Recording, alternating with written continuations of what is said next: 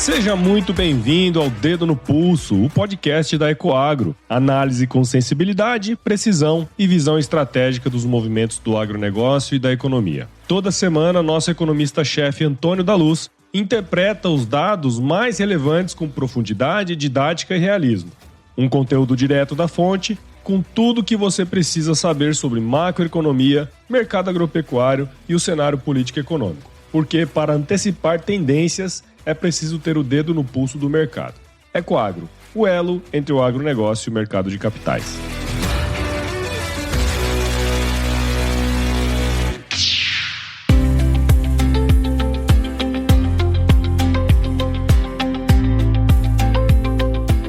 Olá, investidores! Olá, pessoal do agronegócio! Que bom tê-los conosco também nessa semana que vai do dia 15 ao dia 21 de junho de 2026. Sejam todos muito bem-vindos ao Dedo no Pulso, panorama macroeconômico e o agronegócio, que é um oferecimento da Ecoagro, a maior securitizadora do agro do Brasil. Pessoal, esta é uma semana muito quente e decisiva, porque nós temos no Brasil a decisão das taxas de juros, assim como nos Estados Unidos também. E um dos destaques, estudos que eu vou aprofundar hoje, é sobre a expectativa para essa decisão dos juros. Eu vou me posicionar, evidentemente, como sempre. Vou trazer aqui a minha opinião sobre o que vai acontecer e por que deve acontecer, tanto aqui quanto lá nos Estados Unidos. Então, uma semana decisiva. Semana passada, a zona do euro já alterou a taxa de juros, já subiu o juro por lá. Mas não é só isso. No Brasil, nós temos, além da Selic, o IBCBR, que mede a atividade econômica essa que está bastante fraca,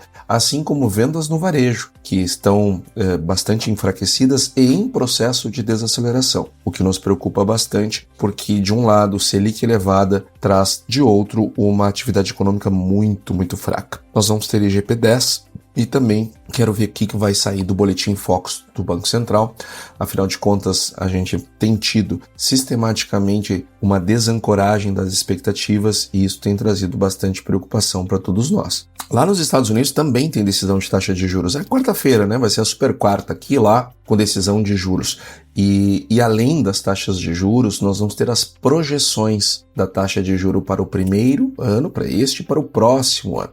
Muito importante. Além do mais, nós vamos ter lá nos Estados Unidos a produção industrial, vendas no varejo, vamos ter estoque de petróleo, que é algo que eu estou acompanhando, vou falar disso na semana que vem, e evidentemente o termômetro do emprego, os pedidos contínuos e iniciais de seguro-desemprego. Lá na China, nós temos preços dos imóveis, que lembra que desde que estourou a crise imobiliária na China, nós temos visto os preços dos imóveis caírem, o que é um baita de um problema, já falamos disso aqui em outras oportunidades. Vai ter também produção industrial por lá e vendas no varejo. Vamos ver se a China consegue desenvolver melhor as vendas no varejo, está com muita dificuldade. Apesar de ter uma economia hoje de classe média, ela tem muita dificuldade para desenvolver o mercado interno e continua crescendo baseado na produção industrial com vistas à exportação. Eles têm tentado mudar esse modelo, os planos quinquenais têm trazido essa diretriz, mas eles não estão conseguindo fazer a virada. Vamos ver o que vai trazer esses dados mensais de produção industrial e vendas no varejo para vermos se estão se afastando ou se aproximando do seu objetivo. Por hora se afastando. Também vamos ter investimentos em ativos fixos por lá. E lá na zona do euro, que aumentou juros nesta semana que passou, nós vamos ter ainda a Percepção Econômica Azul, que é aquela pesquisa feita com investidores institucionais, os principais investidores institucionais da zona do euro, a maior parte deles alemães, e teremos também inflação ao nível do consumidor por lá. E além da nossa agenda pesada e dos indicadores da semana que passou, que não foram poucos e nem menos importantes, temos o IPCA, por exemplo, eu quero falar sobre a expectativa da decisão de juros aqui e lá. Mas também eu fiz um estudo para falar sobre títulos públicos. Lembra que eu falei na semana passada que traria isso nesta semana? Pois muito bem, chegou o dia. Por que eu quero trazer esse assunto, gente? Porque as novas emissões de títulos, sejam eles LTNs, sejam eles NTNs, ou seja, títulos do Tesouro pré-fixado e títulos do Tesouro pós-fixado, inflação mais prêmio, estão lá em cima, estão muito caros, estão sendo cada vez mais caros. Quem comprou títulos públicos visando marcação a mercado quando a Selic começou a cair, agora está tendo marcação a mercado negativo, seus títulos estão perdendo valor.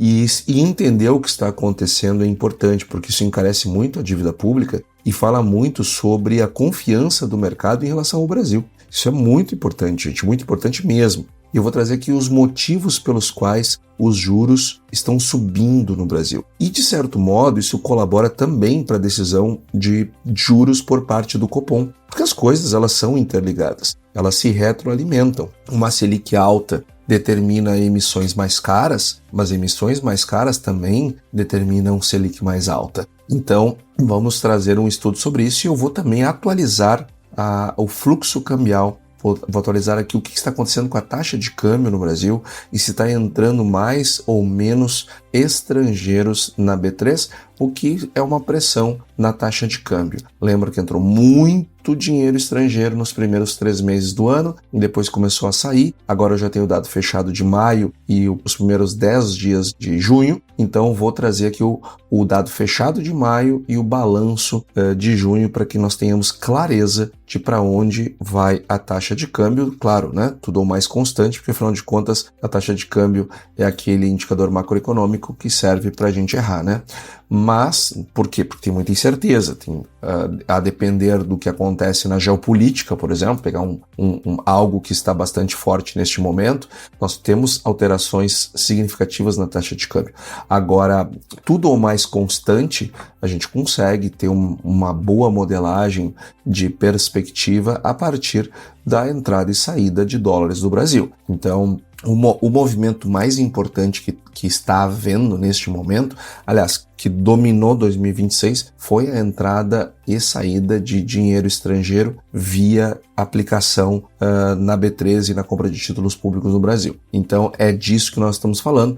Eu não vou olhar para todas as outras possibilidades de alteração na taxa de câmbio, eu vou focar naquilo que é mais relevante neste momento. Quando a gente tem um mar de incerteza, aquilo que nós temos certeza é a tábua aonde a gente se abraça. Então é isso que eu vou trazer para você. Mas funciona, né? Funciona muito.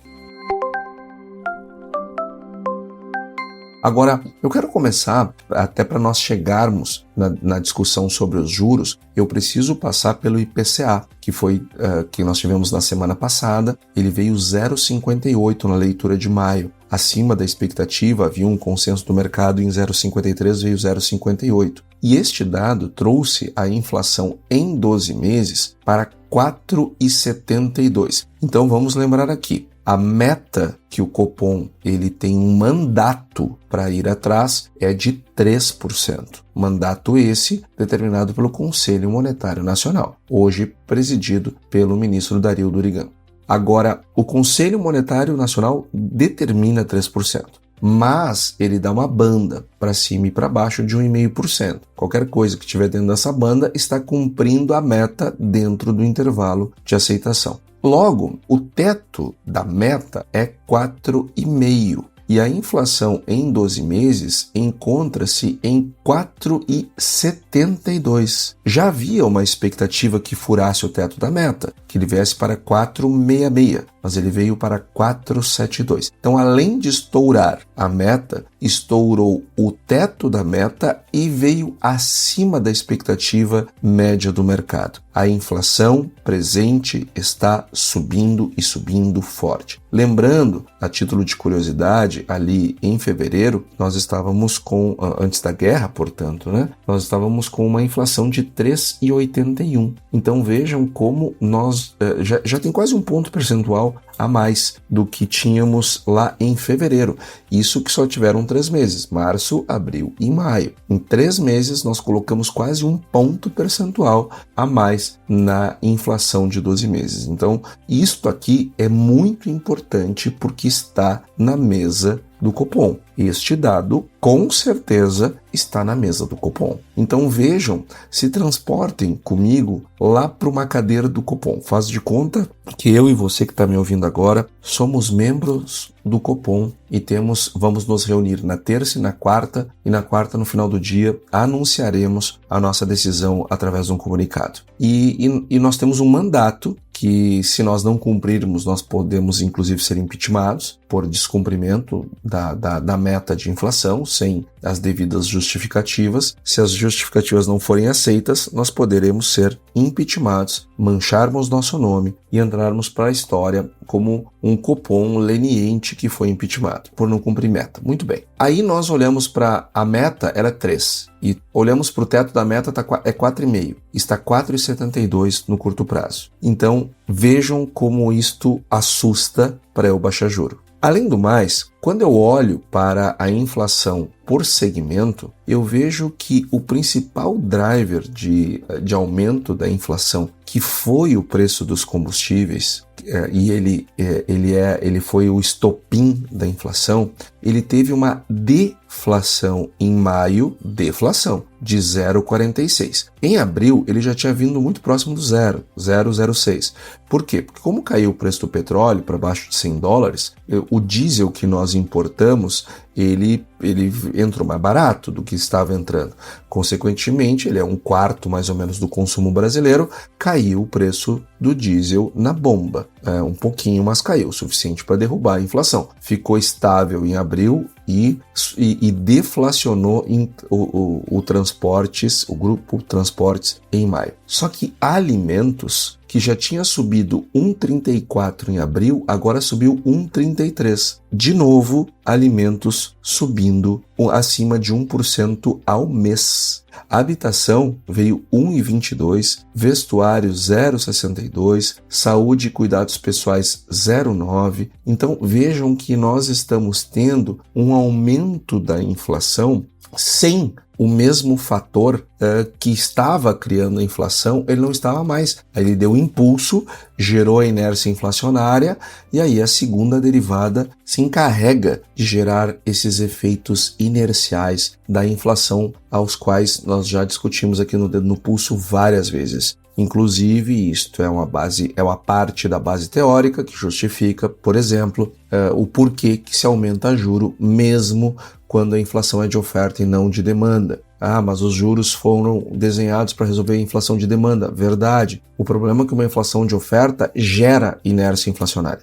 Então, ele termina criando uma inflação que é, esta sim, combatida com juros. Isso, aquela discussão lá do Arthur Burns, lá na década de 70, que era o chairman do Fed, e depois o Paul Volcker, isto nós aprendemos na década de 70 como agir em circunstâncias como essa. E se eu sei, se você sabe, que nós já discutimos isso aqui várias vezes, tenha certeza que os membros do Copom também sabem, os servidores do Banco Central também sabem, que fazem parte das equipes, das diretorias que sentam lá no Copom. Então, há um receio quando se vê a alimentação, sobretudo, subindo dessa forma. Em 12 meses, a inflação está em 3,87, o IPCA Alimentos. Estava 1,76 em fevereiro. Então vejam que no caso da inflação dos alimentos, ela já mais do que dobrou em 12 meses, no acumulado de 12 meses, né? Isso sem dúvida assusta, isso aqui sem dúvida preocupa. E essa alta toda, mais do que dobrar, aconteceu em apenas 3 leituras, a leitura de março, abril e maio. Então, é mais um componente de preocupação no Copom. E além do mais, nós temos 13 semanas consecutivas, até o momento que eu gravo nessa nossa semana, 13 semanas consecutivas de elevação da expectativa de inflação por parte do Boletim Focus do Banco Central. Na semana passada foi 5,11 para 2026. E para 2027, a terceira semana que sobe, agora está em 4,03. E a Selic, ela subiu na semana passada para 13,50, o piso lá no final de 2026. Mas claro, já tem muita gente falando em 13,75, 14% no final do ano. E para 2027 subiu também a Selic ao final de 27, de 11,25 para 11,50. Então vejam como está mudando o cenário e isso traz preocupação. Qual é o problema de subir a inflação? a expectativa de inflação? Porque isso desancora as expectativas de inflação. Então, quando as expectativas elas estão desancoradas, estava 3,91 ao final de 26, lá em fevereiro, as expectativas. E agora estão 5,11 e estava 3,79 para 2027, lá antes do início da guerra. E agora está 4,03. Eu estou vendo a inflação no presente subir e a inflação futura desancorar, as expectativas desancorando. O que eu faço num cenário desses? Eu subo juros. Eu não reduzo juros, eu subo juros. Eu não discuto reduzir juros num cenário desses. Eu preciso subir. Só que eu vou fazer a seguinte avaliação. No caso do Brasil, nós já estamos com juros muito altos. Então, não requer novas altas. Porém, fecha porta para redução de juros. E a inflação medida pelo IGPDI, que é uma inflação no atacado, veio 0,87 no mês de maio. Tinha vindo 2,41 no mês de abril. Então, a inflação no atacado está subindo. E nós tínhamos, até o mês de março, uma poupança, digamos assim, inflacionária, que era a deflação no atacado, no IGPDI, no IGPM, no IPP, e agora a gente não tem mais isso. A inflação está subindo forte no atacado. Então, o que eu quero trazer aqui para vocês? Qual é a minha preocupação? Nós estamos, nesta semana, se eu estivesse sentado lá na cadeira do Banco Central, do Copom, eu não reduziria juros nesta reunião. Gente, eu sei, que isso é doloroso, tá? Eu sei que ouvir isso é ruim, ninguém gosta de ouvir, eu também não gosto de falar. Não pensa que eu tenho algum prazer de dizer isso. Gente, essa decisão de manter os juros vai deixar muita gente pelo caminho. Acredita em mim, nós vamos aumentar ainda mais o número de empresas que vão quebrar, que vão pedir RJ, seja no campo, seja na cidade. Nós vamos ter mais produtores se enrolando, produtores rurais, nós vamos ter mais pessoas jurídicas, empresas do meio urbano se enrolando, e nós teremos mais famílias destinando uma parte maior do que deveria para o pagamento de dívidas e de juros. É assustador o cenário pela frente de endividamento, e isso gera uma preocupação muito grande para mim. Eu não quero ver atividade econômica brecando, eu não quero ver empresa quebrando. Mas acontece, gente, que não foi a guerra e nem o preço do petróleo que trouxe a Selic para 15. Nós já estávamos com o Selic para 15 por conta das barbeiragens de condução de política econômica que nós tivemos desde o início de 2023, desde quando mudamos o teto dos gastos para o arcabouço fiscal, desde que aprovamos a PEC da transição, desde que vinculamos o crescimento das despesas obrigatórias na receita, desde que aumentamos a carga tributária. A cada 27 dias a gente tem aumento de carga tributária, e mesmo assim temos feito déficits nominais gigantescos, desde que descumprimos as metas que foram comprometidas lá no arcabouço fiscal, que já é um sistema, um arcabouço muito mais frágil que o teto de gastos. Ele é bem mais flexível, bem mais molenga, e ainda assim o governo não cumpre as metas. Desde que começamos a aumentar a dívida PIB de maneira desenfreada. Bom, gente, essa situação nos trouxe inflação, que nos trouxe a Selic para 15. Só que daí vem a guerra, vem o aumento do petróleo, gera mais inflação ainda, num momento que a nossa economia está debilitada. Mas a escolha de chegar aqui debilitada não foi da guerra. Eu não concordo com a guerra, eu já falei isso aqui 1000 vezes aqui no Dedo do Pulso, e lamento as barbeiragens que o presidente americano tem feito na condução deste assunto. Inclusive, um dos seus principais auxiliares, lá atrás, quando a guerra foi decidida, ele pediu as contas. Eu falei sobre isso aqui logo quando isso aconteceu. Ele pediu as contas, o seu secretário de contra-terrorismo, ele pediu as contas, olha, eu não vou ficar aqui porque eu não concordo com essa guerra tá errada. E hoje a gente vê com clareza que ele tinha razão. Tanto é que o presidente Trump falava em 2 semanas, de 2 foi para 3, para 4 e agora não termina nunca, não tem dado para acabar. Então vejam como é uma situação complicada. Agora, apesar de todas essas barberagens que aconteceram fora daqui, as decisões que nos trouxeram a uma economia debilitada, quando isso aconteceu, não tem nada a ver com o presidente Trump. É muito fácil e cômodo jogar a culpa para lá, mas não é. A culpa é nossa. Os erros foram nossos. Só que eu não posso fazer justiça e nem reatividade econômica com juros, gente. Não dá. Vai piorar. Nós vamos piorar a situação, porque nós, além de não trazer a atividade econômica para cima, embora no curtíssimo prazo funciona, tá? Se baixar juro agora, no curtíssimo prazo dá um alívio. Mas no médio prazo, o que eu vou ter? Inflação alta, que vai corroer o poder de compra da população e, consequentemente, eu vou voltar a ter desatividade econômica e vou ter que dominar essa inflação ali na frente. Ela vai ficar muito pior. Aí o remédio vai ser muito maior ainda. Eu vou ter que vir para Selic para 20 e tantos para resolver o problema. E aí eu vou quebrar ainda mais empresas. Então, não é uma questão de opção. Imagina assim, vamos dar um caso aqui de saúde, tá? Tem que fazer uma cirurgia. Ponto. Ah, mas é duro fazer essa cirurgia, é ruim, ninguém quer. Pois é, mas tem que fazer. Se não fizer agora, ali na frente, a cirurgia vai ser ainda mais invasiva, ainda mais intensa, vai demorar ainda mais para se recuperar depois. Então não adianta, ter que fazer, não é opcional. Então, eu quero deixar clara a minha posição. Na minha opinião, não será reduzido os juros na próxima reunião do Copom, na quarta-feira, por conta do cenário não permitir, do ponto de vista técnico, embora isso seja uma bofetada na cara da nossa economia, inclusive na minha, mas é ruim, mas é o que tem que ser feito. É claro, o elo entre o agronegócio e o mercado de capitais.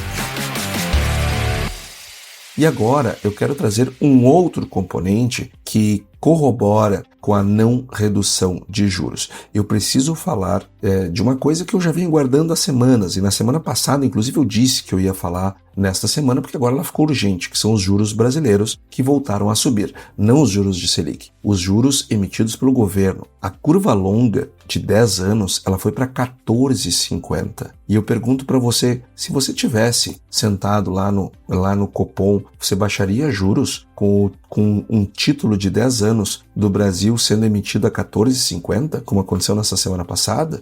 E quando eu olho para a ponta curta, que é o papel de 2 anos, que encostou em quase 15 no intraday na semana passada, como é que fica isso? E a NTN-B, que com vencimento para maio de 2027, que é um papel de 11 meses, portanto, tá? Ela nem dá um ano, tá dando IPCA mais 8,41.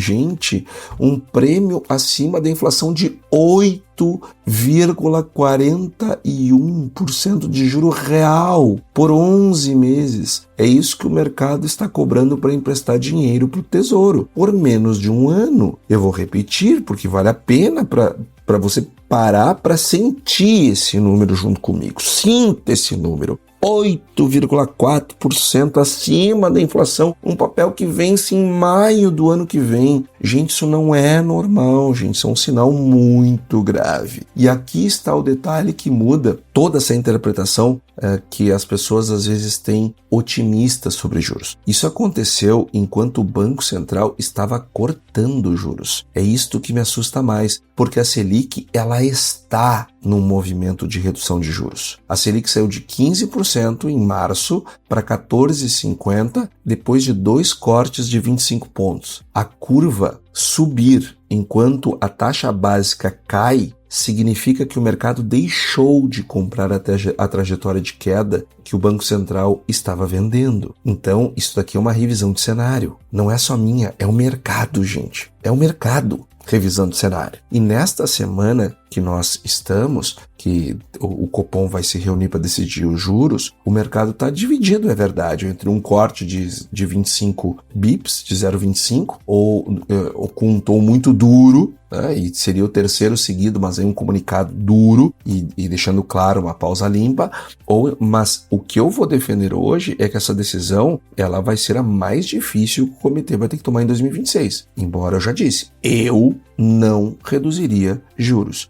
E tem mais um ponto que eu tinha esquecido de mencionar. O Copom, no último comunicado e na última ata, ele não disse que ia reduzir juros, né? Não disse que ia parar, nem que ia subir, mas nem que ia cair. E nos anteriores ele tinha dado o call de redução, e agora não. Então, gente, vamos lá. Eu quero fazer uma cronologia aqui. Primeiro, eu quero trazer você para 12 de maio, quando o dólar estava 4,89. Era a mínima do ano. Quem estava olhando para o câmbio naquele dia tinha razão de achar que o ambiente tinha melhorado. E o Copom tinha acabado de entregar o segundo corte dos juros. O Foco estava projetando o IPCA de 4,89 para esse ano de 2026. Que saudade, né? 4,89. Acima da meta, é verdade. Já estava acima da meta. Mas tudo bem, hoje está 5,11. Bem acima tá hoje. E aí a guerra piorou, porque eu estou falando de um conflito entre os Estados Unidos e o Irã, que não tinha e não tem ainda uma previsão concreta de fim. Então, no final de maio, a tensão no Estreito de Hormuz ele virou um bloqueio real do Estreito. E o Brent, que lá atrás, antes da guerra, chegou a estar $58 nas mínimas das últimas 52 semanas,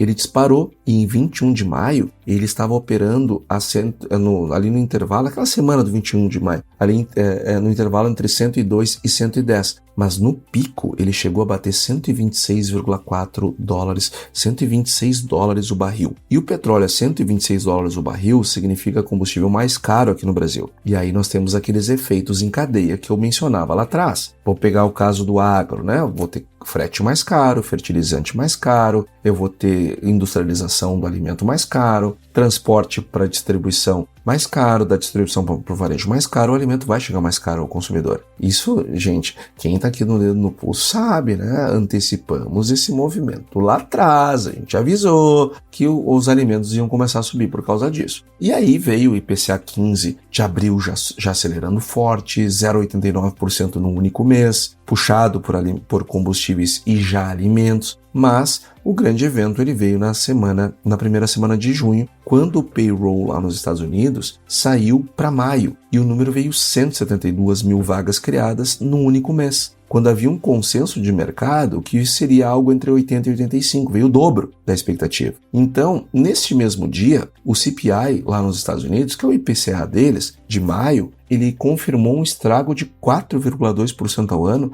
puxado pelo choque de energia. Lembrando que lá que a meta é 2%. Então veja como a gente vai subindo o petróleo, vai subindo a inflação no Brasil, vai subindo a inflação nos Estados Unidos, e isto mexe nas expectativas do Brasil e de juros e também dos treasuries lá nos Estados Unidos. Porque houve uma reação. O Treasury de 10 anos ele foi para 4,52, bem acima do teto de 4,25 que as casas estavam projetando para o ano inteiro. Então o mercado começou esse período de 2026 a discutir levar os juros americanos ao invés de para 3, que era o que se imaginava lá no início do ano, agora nós estamos vendo aumento de juros este ano de 25 pontos lá na reunião de dezembro. É isso que o FedWatch está apontando. Então vejam, os Estados Unidos, que tinham uma perspectiva de reduzir juros, agora é de alta. Então isto é um componente adicional para os juros no Brasil ficarem mais caros, mas também, e aí eu linko com o tema anterior, fica mais difícil reduzir juros no Brasil.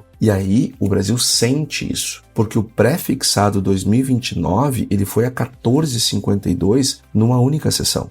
E o câmbio foi subindo ao longo da semana e ele estava no final da semana passada um pouco mais baixo, mas ele chegou a bater na semana 5,17.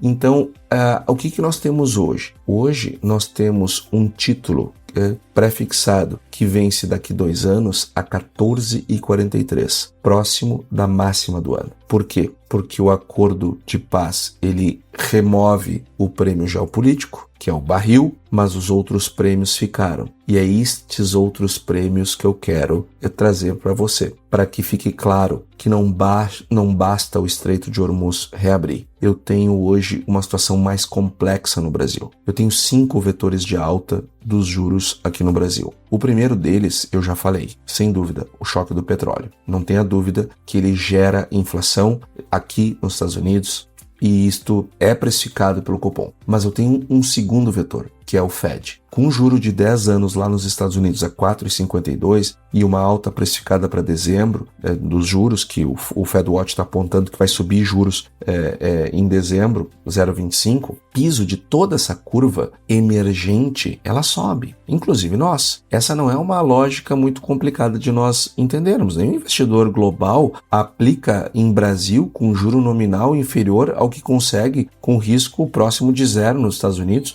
mais um prêmio pelo risco país. Ninguém vai fazer isso. Então, quando o juro americano sobe ou tem expectativa de subir, o nosso sobe junto. Ou o câmbio deprecia para compensar. E no nosso caso, as duas coisas aconteceram ao mesmo tempo. Então, este é o segundo ponto, é o Fed, segundo vetor. Agora eu venho com o terceiro vetor, que são as expectativas domésticas. O Focus está com o IPCA lá em 2026, como já disse, 5,11 no final desse ano. E por uma meta de 3 com teto de 4,50. Para 2027 está desancorando. Então, com as expectativas acima do teto, o mercado refez a conta de Selic. E a projeção para o final de 26 saiu então de 13,25, que era o Focus lá antes de todo esse problema todo. E agora, aliás, todo esse problema todo não, de maio, como começou. E agora está 13,50, que foi essa última revisão do Focus. Lá no início do ano, antes da guerra, a gente estava vendo a Selic a 12,25. Agora já está em 13,50.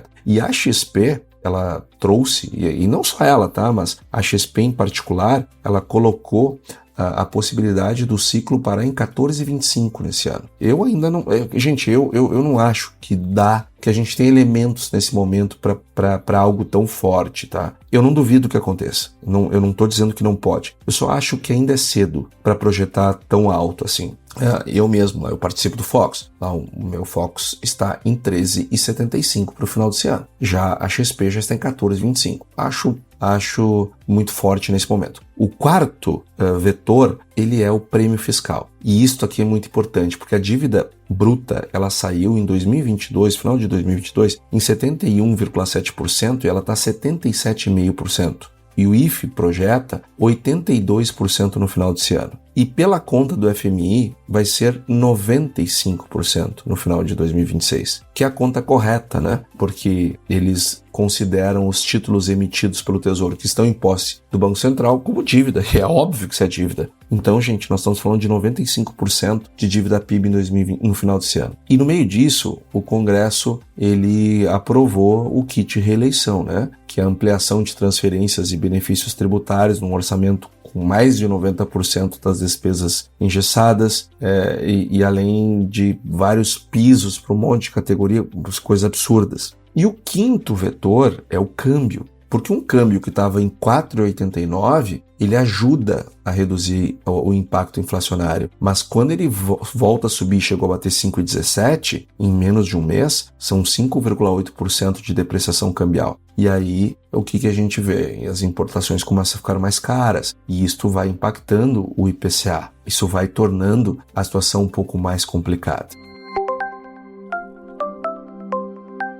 E aqui eu quero usar um pouquinho do teu tempo para trazer um ponto que me incomoda, porque está baseado na teoria econômica. E o dedo no pulso, para ser dedo no pulso, ele precisa olhar para a teoria econômica. E eu quero trazer um movimento que foi bem brusco, que foi a forma como o mercado reagiu ao payroll. E isso não explica bem o mecanismo, então deixa eu te contar aqui. O juro nominal, ele tem 2 componentes básicos. Uma equação de Fisher, lá da década de 30. Ela é bem simples. Juro nominal é o juro real mais inflação esperada. Bom, isso eu sei, você sabe, todo investidor sabe.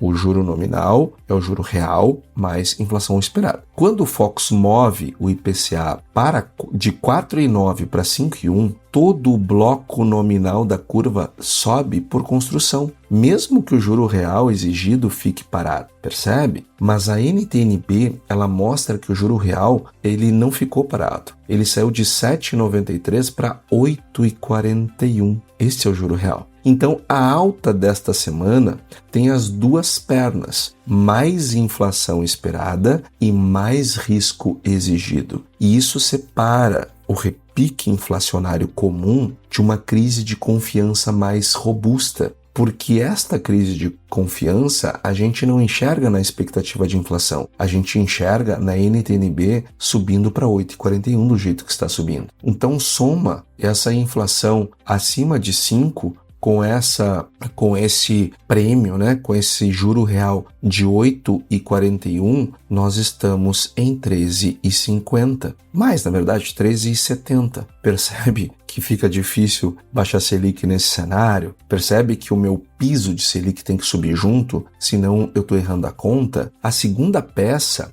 para nós construirmos aqui é a paridade de juros. O juro doméstico, ele tem um piso aritmético, que é o juro americano, mais a depreciação cambial esperada, mais o prêmio de risco do Brasil. Em 6 semanas, estas 3 parcelas subiram.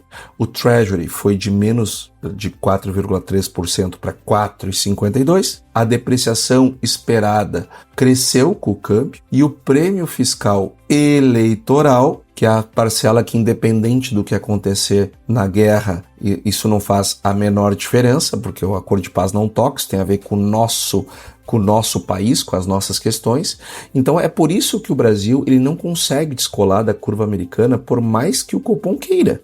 E aí tem a regra de Taylor, que é como o mercado estima onde o Banco Central deveria colocar o juro, dado o desvio de inflação em relação à meta. Então, com uma expectativa de 5,1 contra uma meta de 3, o desvio de mais de 2 pontos entra na fórmula e devolve uma Selic de equilíbrio bem acima da que valeria com as expectativas ancoradas. Por isso que a ancoragem das expectativas é importante. E a revisão do Focus de 13,25 para 13,50 em 3 semanas é exatamente o mercado rodando o modelo. Todos nós que operamos e temos as projeções, a gente usa esse modelo, a gente usa o modelo feito a partir da regra de Taylor. Então, não é o único, tá? É óbvio que não é o único, mas ele é um dos mais importantes. E basta rodar ele com as novas informações que vai dar uma Selic mais alta. E tem uma peça mais pesada que eu vou mencionar com muito cuidado, porque não quero alarmar além do que os dados já justificam, que é aquilo que eu já trouxe aqui em outras oportunidades, que é o Sargent Wallace, mostraram lá em 1981,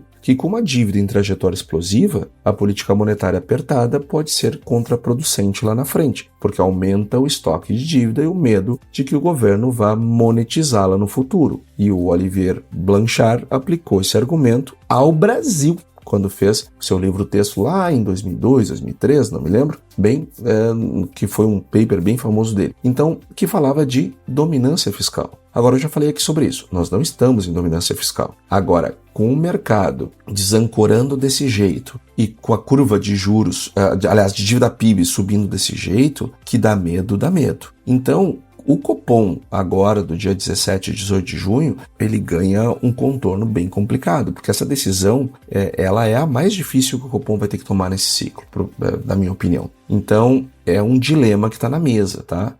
De um lado, os últimos 2 cortes foram de 25 pontos cada um, com uma comunicação que apontava para uma continuidade gradual do ciclo, etc., mas sem se comprometer com um novo corte agora, nesta reunião. O mercado até semana passada ainda esperava pelo menos mais 2 ou 3 cortes no ano. Uma pausa agora vai contra o que o BC esperava fazer. Agora, os bancos centrais, eles mudam de direção sem preparo, porque senão elas perdem credibilidade. Não precisa se preparar para isso. Se os dados exigem, tem que fazer. E credibilidade é um ativo extremamente valioso que não pode ser desperdiçado. De outro lado, na outra ponta, entregar mais um corte de 25 pontos com o IPCA esperado em 5,1, o dólar a 5,17 e subindo, com tendência de subir mais, vou mostrar logo, e com o petróleo 35% mais caro do que 12 meses atrás, apesar da queda que já teve, e um Fed possivelmente subindo em dezembro, olha, gente, é difícil de justificar sem parecer que o Banco Central está ignorando o quadro. E o mercado pode ler como uma entidade que está pressionada a cortar e estar cortando mesmo sem condições para isso. E aí tem uma terceira opção que algumas casas estão colocando,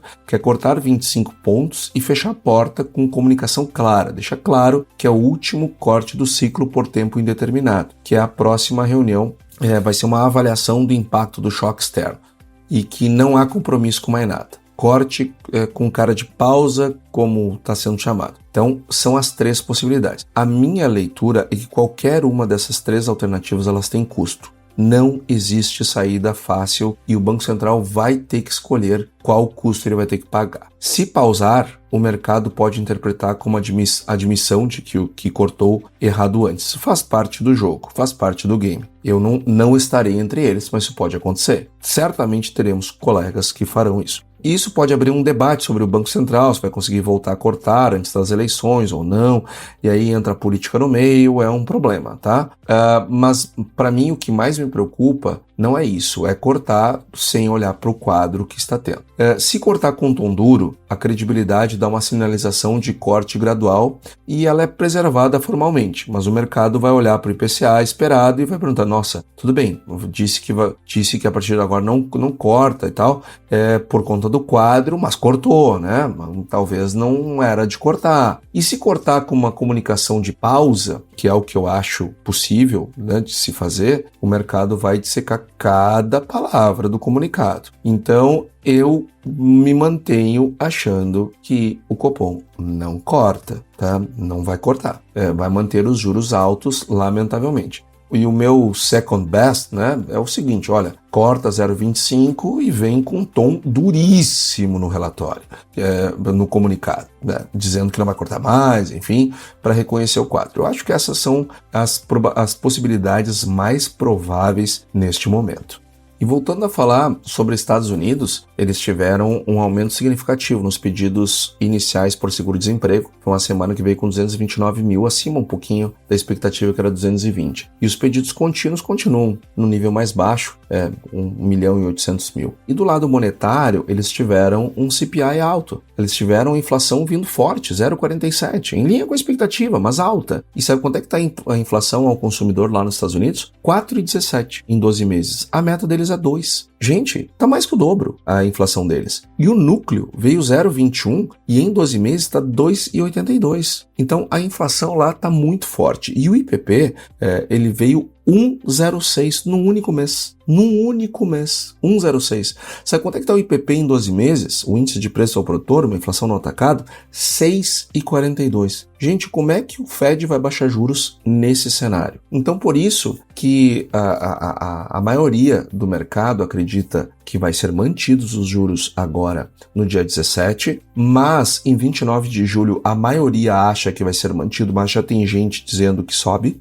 Na reunião de setembro, a maioria acha que vai ser mantido ainda, mas aumenta muito a quantidade de pessoas que acham que vai subir já em setembro, mas já temos pessoas que acham que vai ter uma segunda alta. Então já vai estar no intervalo entre 4 e 4,25. E na reunião de outubro, sobe mais ainda, ainda é majoritário a manutenção, mas aumenta mais ainda que acha que vai subir os juros pela primeira vez, aumenta a quantidade de gente que acha que vai estar subindo pela segunda vez, e agora surgem já alguns achando que vai subir pela terceira vez, já em 4,25, 4,50.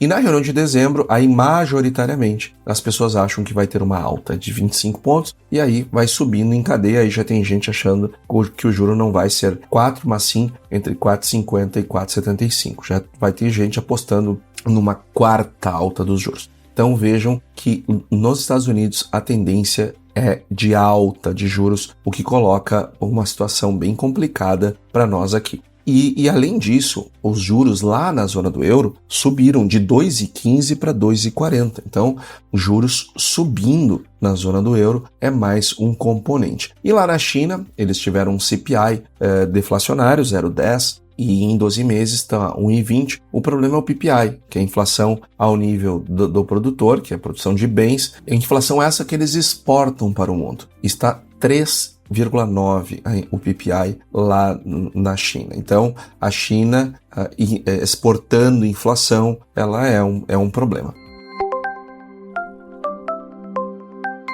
E o DXY caiu nessa semana, ou seja, o dólar lá fora caiu, que foi o motivo, a razão pela qual a taxa de câmbio também caiu aqui no Brasil, fechando a semana em 5,07. Agora, nós temos que ver o seguinte, me preocupa porque continuamos tendo saída de dólar do Brasil, sobretudo da B3. Isto é um ponto muito importante, gente. A sangria continua e continua forte. Não se iluda que a tendência do câmbio é para cima. Aconteceu essa queda essa semana porque nós tivemos uma queda lá fora, mas os nossos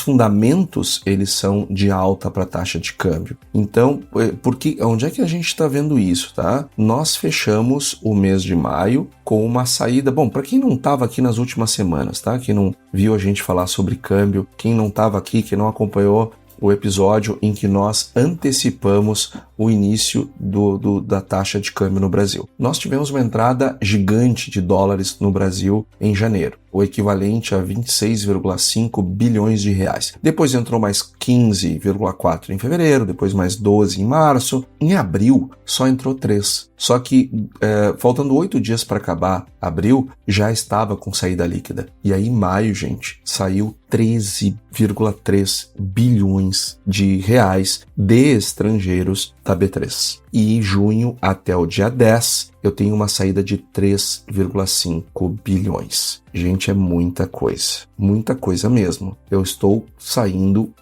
tendo uma saída muito forte neste mês e meio. Isto é altista para a taxa de câmbio. A taxa de câmbio que teve lá, chegou a bater 4,89, já está em 5,07 e subindo. Subindo baseado no quê? Na saída de dinheiro estrangeiro. E outro ponto importante, o volume médio diário da B3, por conta dessa saída de dinheiro, ela está reduzindo. Para nós termos uma ideia, em abril o volume médio diário da B3 estava 36,9 bi, caiu para 31,5 em maio e agora está 27 nos primeiros 10 dias de junho. Então, isto demonstra um volume menor, um apetite menor, uma tendência maior de saída de capital estrangeiro e, consequentemente, uma taxa de câmbio mais elevada. Para mim, está muito claro, a tendência da taxa de câmbio é de alta daqui para frente. E a mediana do mercado também, né? Tanto é que o pessoal está trabalhando com 5,30 no final do ano. Acho que tem espaço para subir até mais. O Brent do petróleo caiu essa semana, caiu para 89,83, com as sinalizações do fim da guerra. Saiu a produção brasileira de grãos, Conab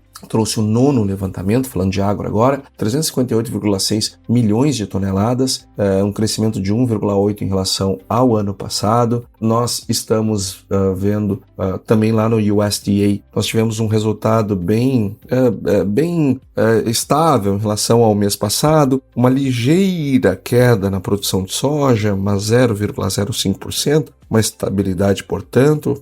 Nenhuma novidade para o Brasil, nenhuma novidade para os principais produtores. Essa diferença aconteceu lá na Rússia. E o consumo teve um ligeiro aumento, 0,02, praticamente a mesma coisa. Também sem mexer o ponteiro do relógio dos principais consumidores, mas isso mantém o nosso cenário de soja bem apertado em relação à oferta e demanda.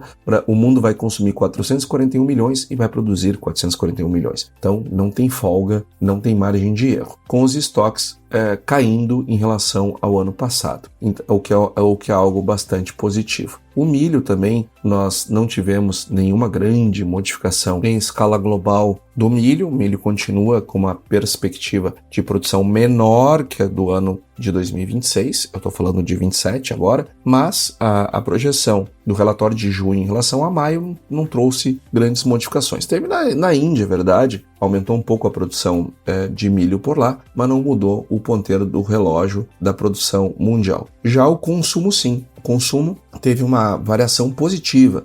O Brasil deve aumentar em 1 ponto percentual o seu consumo em relação ao relatório do mês anterior. Por que isso, gente? Biocombustíveis. Vamos nos acostumar a ver cada vez mais o consumo de grãos no Brasil para a produção de biocombustíveis. E o ano que vem é ano de consumo maior do que produção em 15 milhões de toneladas, o que é bom para preços de milho. Então, estamos bastante otimistas.